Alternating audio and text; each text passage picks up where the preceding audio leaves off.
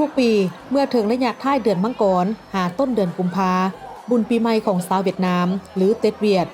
ซึ่งเป็นบุญมโหฬารประจำชาติที่ยิ่งใหญ่ที่สุดของเวียดนามและเกิดขึ้นด้วยบรรยากาศที่ฝดฟื้นตื่นตาตื่นใจย้อนการประดับประดาเอย่องเฉลิมฉลองแบบโทนสีแดงสีแห่งความโชคลาภและความสมบูรณ์พูนสุขตามความเชื่อของชาวเวียดนาม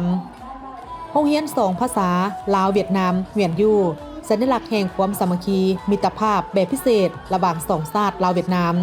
ได้เกี่ยมจัดกิจกรรมหลายอย่างเพื่อร่วมเฉลิมฉลองและสืบทอดวัฒนธรรมประเพณีอันดีงามให้อยู่คู่กับสังคมตลอดไปท่านนางศรีวันเฮืองเพ็งคำไมพรมด้วยการโรงเรียนได้ฮู้ว่าการก้าเกี่ยมเฉลิมฉลองบุญปีใหม่เวียดนามในปีนี้ทางโรงเรียนมีแผนที่จะจัดให้มีหลายกิจกรรมเป็นต้นการแสดงศิลปะการร้องเพลงการเดินแบบของน้องนักเรียนแต่ละชั้นเรียนแนะนำให้น้องๆนักเรียนได้เรียนเฮ็ดข้าวต้มเวียดอาหารเวียดนามประเภทอาหารอื่นในการแต่งผ้าขาวเส้นไหว้และกิจกรรมอื่นๆแนะใส่เฮ็ดให้พนักงานครูอาจารย์และน้องๆนักเรียนได้มีการแลกเปลี่ยนความรู้เกี่ยวกับวัฒนธรรมของชาวเวียดนามทั้งเป็นการสืบทอดที่คอประเพณีอันดีงามของเวียดนามให้แก่คนรุ่นใหม่ได้ศึกษาเรียนรู้ทั้งเป็นการหัดแน่นสายผูกพันมิตรภาพและความสามัคคีพิเศษการร่วมมือรอบด้าน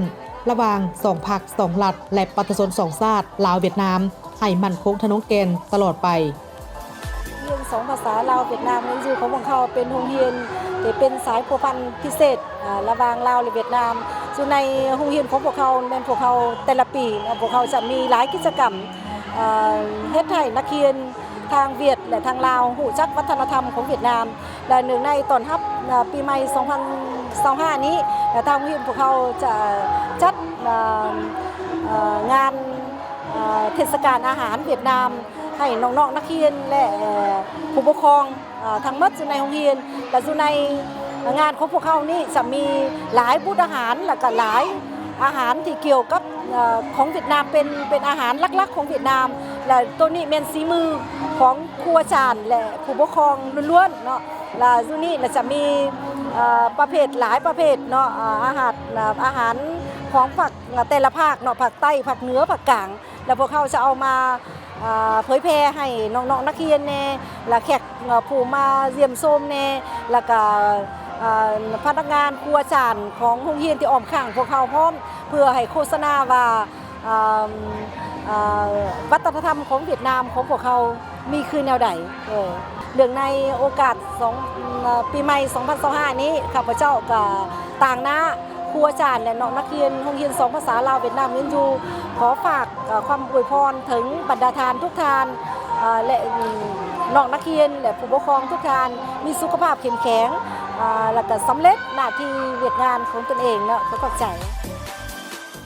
การจัดกิจกรรมเฉลิมฉลองปีใหม่เวียดนามในแต่ละปีกลายเป็นกิจกรรมที่โรงเรียนเหวียนยู่ได้จัดขึ้นเป็นประจำทุกปีเพื่อรักษามนต์เชื่อที่เคยปฏิบัติกันมานำพาพนักงานครูอาจารย์และนักเรียนสืบทอดเรียนรู้วัฒนธรรมวิถีชีวิตการนุ่งถือการกินอยู่และอื่นๆของชาวเวียดนามได้เปิดประสบการณ์ใหม่เรียนรู้ซึ่งกันและกันระหว่างประชาชน2ชาติลาวเวียดนามให้ลึกซึ้งยิ่งขึ้นซึ่งก่อนหน้านี้เมื่อต้นเดือนมังกร2025ทางโรงเรียนก็ได้จัดมีเทศกาลอาหารเวียดนามข้างทวิตเพื่อเป็นการต้อนรับปีใหม่2025และอนุรักษ์รักษาวัฒนธรรมอาหารของชาวเวียดนามซึ่งได้รับความสนใจจากสังคมเป็นอย่างดี